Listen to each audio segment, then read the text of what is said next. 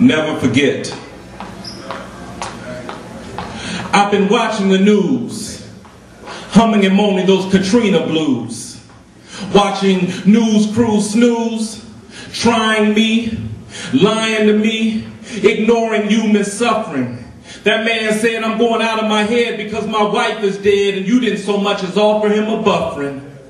He said that right before her hand slipped from his, that she looked at him and said, you can't save me, just take care of the kids. And I cried with him. I cried for him. I could only touch my TV screen, but somehow I could still feel him. And I screamed, hell yeah, when I heard Kanye's rant about the media slant, portraying white people as finding food to survive while the black people were looting. And I prayed, Lord, please don't let them start shooting. Save the babies.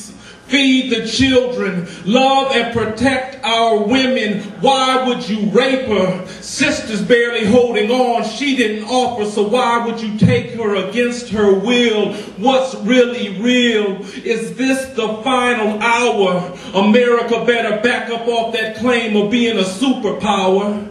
As I viewed the devastation, I was led into meditation. Could this be God's will to change the complexion of a nation from one that's lily white into a nation that's really right? From a nation of haves and have-nots into a nation of givers and get-a-lots. In this so-called melting pot, I'm watching bodies rot because schemers, excuse me, because FEMA was late with the food and water drop.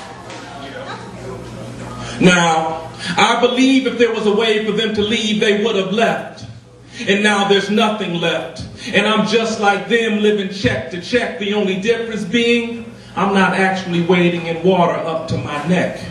See, even with advance warning, I'm still mourning for family members not even blood related. And who's to blame will be debated back and forth across the color line. But here's a concept for you that's heavy. Could it be that the muddy waters of your mind broke through your spiritual levee a long time ago? How else can you explain being so slow to react? Damn near every so-called refugee that I saw on my TV screen was black.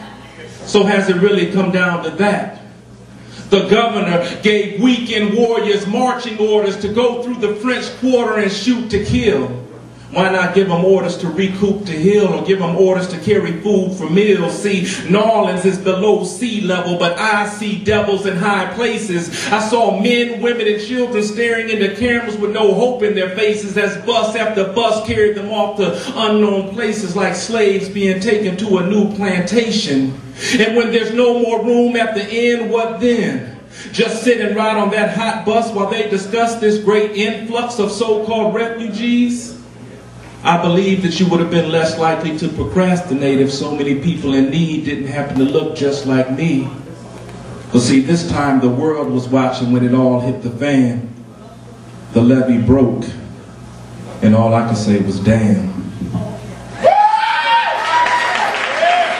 Peace and blessings, the word and the wisdom.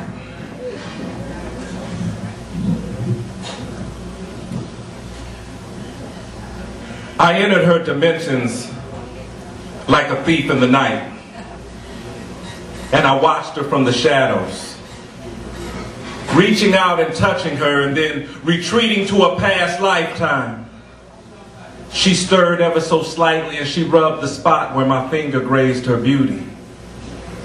I stood where shadow and light intersect, and I was amazed at how beautiful she will be, lying next to me, under me, in front of me, thighs sweating, open for me. As I stand back proudly awaiting my second coming, or she that I am bound to live, love, and die for.